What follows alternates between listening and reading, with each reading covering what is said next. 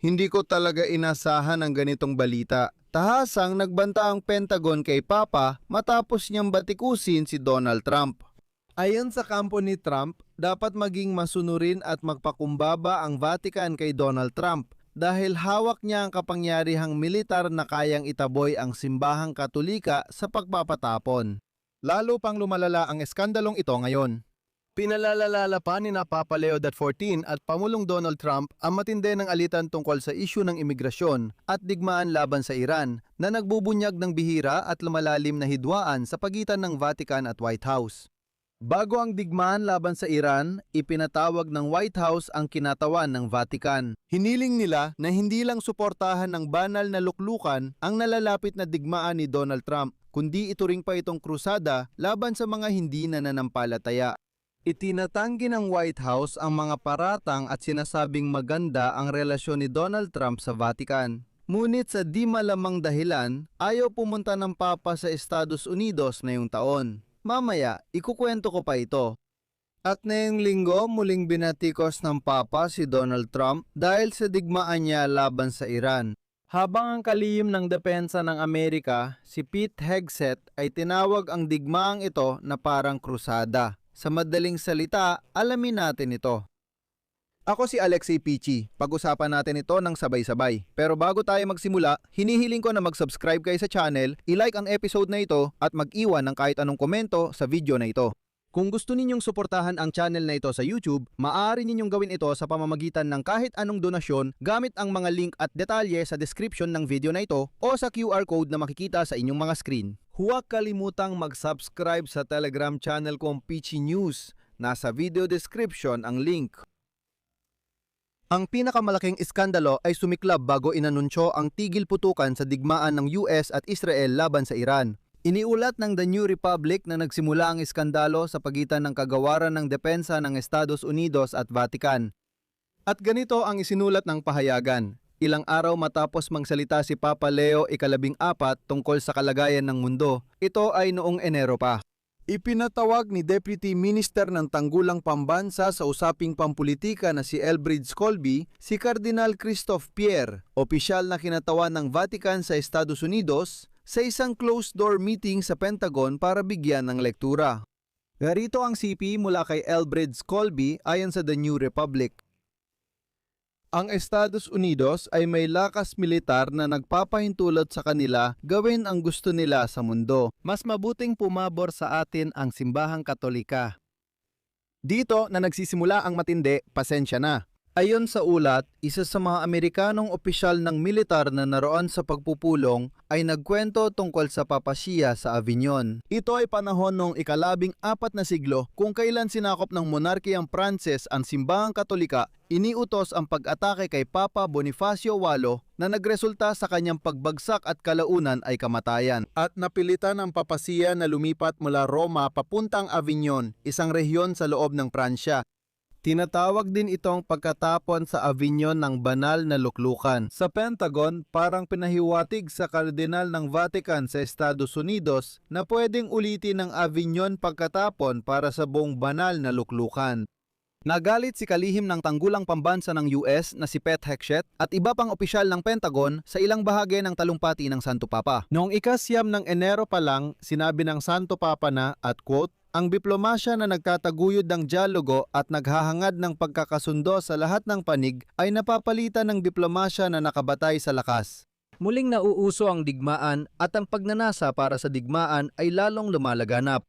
Labis na ikinasama ng loob ni Donald Trump ang pahayag ng Santo Papa na inisip nilang kritisismo ito kay Trump mula mismo sa Santo Papa. Kaya malinaw na si Trump talaga ang tinutukoy ng Santo Papa.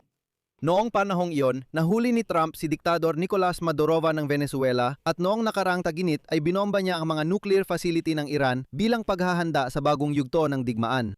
Nagdeklara rin siya na akuin ng Estados Unidos ang Canada at Greenland. At ngayon, ang mga eksperto ay nabigla sa mismong katotohanan na pinapatawag ng Pentagon ang mga leader ng simbahan upang hingin ang kanilang katapatan. Magbibigay pa ako ng isang CP mula sa The New Republic. Ito ang unang beses na nangyari ang ganitong lantad na pananakot kumpara sa mga naunang pagtatangka ng pandaigdigang kapangyarihan na sa pilitang bihagin ang obispo ng Roma. Dahil sa babala ng Pentagon, kinansela ng Santo Papa ang plano niyang bumisita sa Estados Unidos ngayong taon ayon sa Vatican. Marami sa Vatican ang nakakita sa pagbanggit ng Pentagon tungkol sa Avignon Papacy bilang banta ng paggamit ng puwersang militar laban sa banal na luklukan. Patuloy pa rin ang tensyon noong Pebrero nang tanggihan ng banal na luklukan ang imbitasyon ng White House na tanggapin ang Santo Papa na ipinanganak sa Estados Unidos para sa ika-250 anibersaryo ng Amerika sa Hulyo. At dito, nagpasya ang Vatican na ipahiya si Donald Trump sa halip na bumisita sa Estados Unidos sa Araw ng Kalayaan. Santo Papa. At ito ay isang maliit na isla sa pagitan ng Tunisia at Sicily. Hindi rin ito napili ng basta-basta dahil habang si Trump ay nasa military parade para sa Araw ng Kalayaan sa Washington, pupunta naman si Santo Papa sa islang iyon dahil doon dumarating sa pampang ang libu-libong imigrante mula Hilagang Aprika. Isa itong banat kay Donald Trump na lumalaban sa mga migrante. Ayon sa pahayagang Axios, sina Papa Leo 14 at Pangulong Trump ay lalong pinapalala ang umiiral na alitan.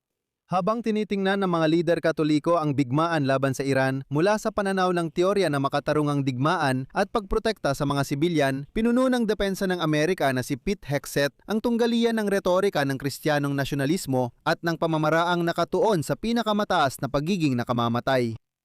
Ngayong linggo, mariing kinondena ni Papa Leo ang banta ng Pangulo na wasakin ang sibilisasyon ng Iran. Aniya, hindi ito katanggap-tanggap. Narito ang sipi mula kay Papa.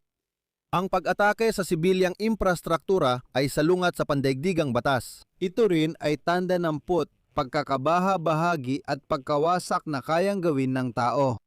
Sinabi ng Puting Bahay na tama si Trump at lahat ng balitang may alitan sa pagitan nila at Vatican ay fake news at kasinungalingan. Sinabi ni Anna Kelly, Глава Дома заявила, цитата, lahat ng mga aksyon sa panlabas na politika ni Pangulong Trump ay nagdulot ng mas ligtas, mas matatag at mas masaganang mundo. Matibay na sinuportahan ng mga Amerikanong Katoliko si Pangulong Trump noong 2024. Ang administrasyon ni Pangulong Trump ay may positibong relasyon sa Vatican. Inamin ng Pentagon na nagdulot sila ng krisis at ipinatawag ang mga kinatawan ng Vatican para mag-usap. Pero nagdagdag sila, CP.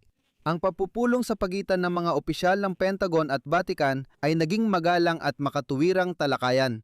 Mayroon kaming pinakamalalim na paggalang sa banal na luklukan at tinatanggap namin ang pagpapatuloy ng dialogo.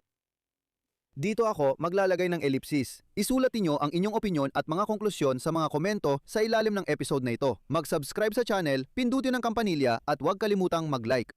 Kung gusto niyong suportahan ang trabaho ng YouTube channel na ito, alam niyo na kung ano ang dapat gawin. Maaari ninyong gawin ito sa pamamagitan ng donasyon.